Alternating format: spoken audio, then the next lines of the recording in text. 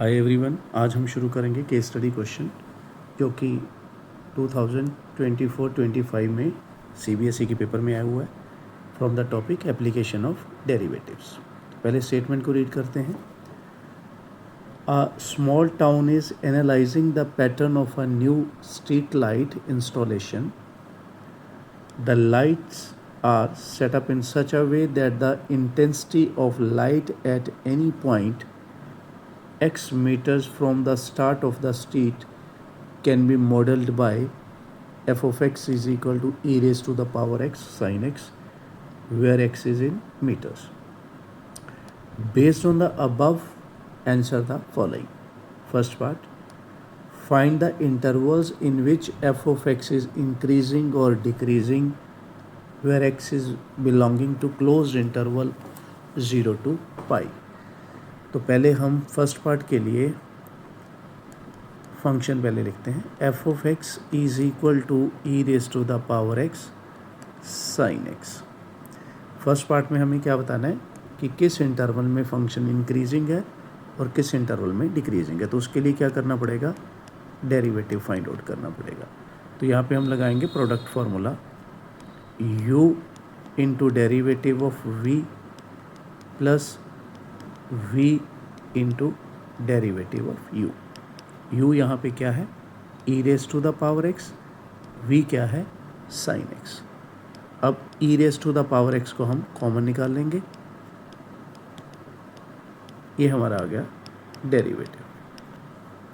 अब इसके बाद क्या करना होता है, डेरिवेटिव को इक्वल टू 0 रखना है।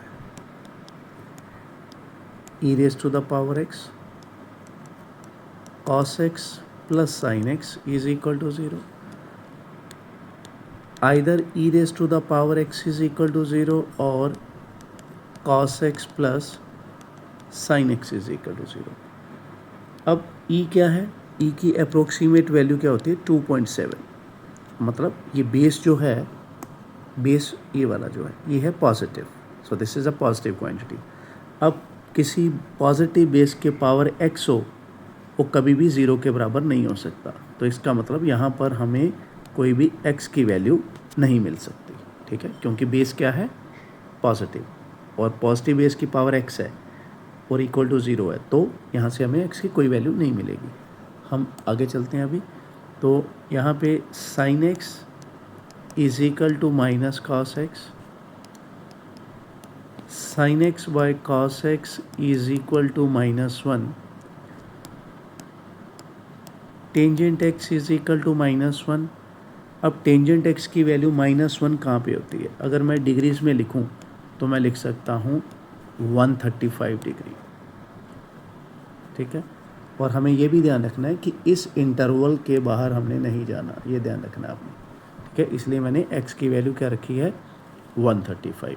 और अगर मैं रेडियंस में लिखूं तो ये हो जाएगी 3π/4। ये एक ही बात है, सिस्टम दो है मगर बात एक ही है।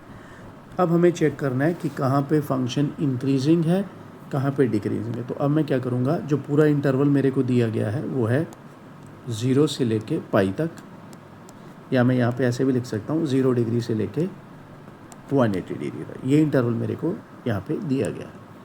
इसके बीच एक वैल्यू मैंने ढूंढी है, वो कौन सी है, x is equal to 3π/4। Degree में अगर मैं लिखूँ तो वो है 135 डिग्री, ठीक है। इसको थोड़ा ठीक करके लिख लेते हैं 135 डिग्री।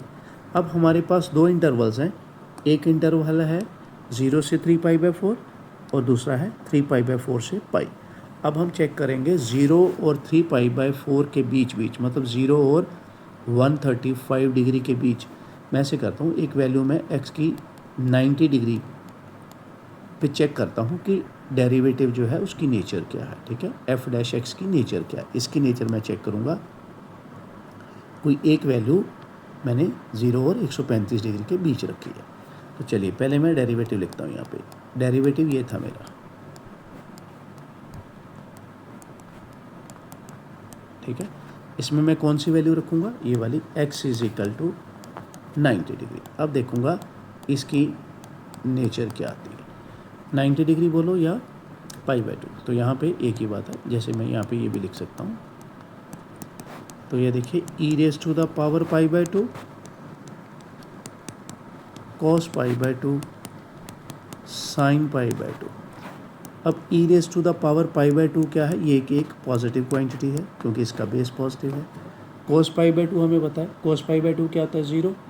तो यहाँ पे मैं लिख लूँगा 0। साइन पाई बाय 2 की वैल्यू क्या है? 1। तो ओवरऑल मैं ये बोल सकता हूँ कि ये क्या आया है? एक पॉजिटिव वैल्यू आई है। मतलब एफ डैश एक्स जो है, एफ डैश एक्स इस इंटरवल में क्या है? पॉजिटिव। किस इंटरवल में? जब 0 से 3 पाई बाय 4 के बीच की मैं बात करूँगा। ठीक है, यहाँ पे मैं लिख भी लेता हूँ कि यहाँ पे है पॉजिटिव। तो अगर पॉजिटिव है तो इसके बारे में मैं ये भी बोल सकता हूँ कि फंक्शन जो गिवन है वो इंक्रीजिंग है in the interval 0 to 3 pi by 4। ठीक है, ऐसे भी लिखा जा सकता है। अब हम चेक करते हैं इस इंटरवल में, इसमें। ठीक है, 3 पाई बाय 4 और पाई के बीच, या 135 डिग्री और 180 डिग्री के बीच में एक वैल्यू रख लेता हूँ 150 डिग्री। ठीक है, उसको मैं पुट करता हूँ डेरिवेटिव में, यहीं पुट करूँगा। तो 150 डिग्री को मैं अगर रेडियन में कन्वर्ट करना चाहूँ तो मैं कुछ ऐसे लिख सकता हूँ। तो ये है 5 पाई बाय 6। ठीक है, तो एक ही बात है, चाहे मैं 150 डिग्री लिखूँ चाहे मैं 5 पाई बाय 6 लिखूँ। चलिए फिल करते हैं। E raise to the power 5 pi by 6, यहाँ पर cos 5 pi by 6 sine 5 pi by 6। अब ये तो पॉजिटिव है। ठीक है, इसको हम चेक करते हैं। ठीक है, इसको मैं अभी थोड़ा सिंप्लीफाई करके बताता हूँ आपको। मैं लिखता हूँ कॉस 150 डिग्री और यहाँ पे साइन 150 डिग्री। ठीक है, इसको थोड़ा साफ लिखते हैं। ये है। चलिए, अब बार तो पॉजिटिव है, इसका तो कोई इशू नहीं है। कॉस 150 डिग्री जो है उसको क्वाड्रेंट के हिसाब से अगर मैं थोड़ा करूं तो इस तरह से मैं लिख सकता हूं। ठीक है, बार पॉजिटिव है। कॉस 180 माइनस 30, सेकेंड क्वाड्रेंट में कॉस क्या होता है? नेगेटिव। सेकेंड क्वाड्रेंट में साइन क्या है? पॉजिटिव। अब कोस 30 की वैल्यू है माइनस तो है ये √3/2। साइन 30 की वैल्यू क्या है? 1/2। अब √3/2 जो है numerically it is greater than 1/2। तो ये क्या है? ये बड़ा है, ये छोटा है। अब बड़े के आगे क्या लगा है? Negative sine. ठीक है, तो इसका मतलब ओवरऑल क्या होगा? ये एक नेगेटिव क्वांटिटी हो जाएगी। ठीक है, ये पॉजिटिव है, इसके बारे में मैंने क्या बताया कि ये नेगेटिव है। ठीक है, मतलब आप ऐसे भी बोल सकते हो लाइक दिस कि ये मैंने कहा कि भाई अंदर जो है ब्रैकेट के वो नेगेटिव है। तो एफ डैश एक्स जो है वो नेगेटिव है, तो हम लिखेंगे एफ एक्स इज़ डिक्रीजिंग किस इंटरवल में? यहाँ पे मैं आपको लिख के बताता हूँ, इसकी बात कर रहा हूँ, इसकी। ठीक है, यहाँ से यहाँ तक पॉजिटिव था, यहाँ से यहाँ तक नेगेटिव है। ठीक है, तो अब मैं लिखूँगा F x is decreasing in the interval 3 pi by 4। थोड़ा सा इसको भी क्लीन करते हैं। हाँ, 3 पाई बाय 4 to पाई। तो ये हमारा इस तरह से फर्स्ट पार्ट कवर हो गया कि फंक्शन किस इंटरवल में इंक्रीजिंग और किस में डिक्रीजिंग है। आप इसको ऐसे भी लिख सकते हो, कुछ बच्चे थोड़ा इसमें कंफ्यूज हो जाते हैं। इंटरवल में अगर आप लिखना चाहो तो इसको ऐसे भी लिख सकते हो कि क्लोज इंटरवल 0 से ओपन इंटरवल 3 पाई बाय 4, और इसको भी ओपन इंटरवल 3 पाई बाय 4 से क्लोज इंटरवल पाई, ये भी चल सकता है, यहाँ पे कोई दिक्कत नहीं है। अब बढ़ते हैं सेकेंड पार्ट की ओर। Verify whether each critical point when x belonging to close interval 0 to pi is a point of local maximum और लोकल मिनिमम और अ पॉइंट ऑफ इन्फ्लेक्शन। अब हमने जो पॉइंट निकाला था यही ये वाला, यही था हमारा पॉइंट ऑफ इन्फ्लेक्शन, ठीक है, यही था हमारा पॉइंट ऑफ इन्फ्लेक्शन। कहाँ से आता है? फर्स्ट डेरिवेटिव से। अब हमने इस पर चेक करना है कि क्या हमारा फंक्शन जो है इस पॉइंट पे लोकल मैक्सिमा दिखा रहा है, लोकल मिनिमा दिखा रहा है, या इस पॉइंट पे पॉइंट ऑफ इन्फ्लेक्शन दिखा रहा है। तो ये क्या था? क्रिटिकल पॉइंट था हमारा, ठीक है, ध्यान रखना है, ये था क्रिटिकल पॉइंट। अभी इसी को मैं लेके चलूँगा आगे।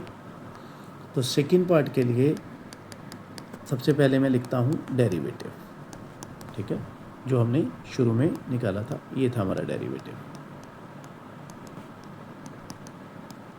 अब मैं इसकी जांच कैसे करूँगा? मैक्सिमम, मिनिमम और या इन्फ्लेक्शन की मैं करूँगा second order derivative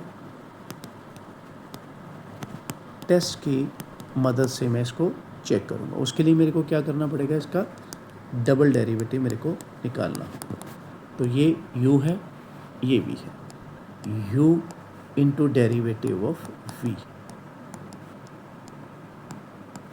plus v into derivative of u। अब इसमें से e raise to the power x मैं कॉमन निकाल लेता हूँ।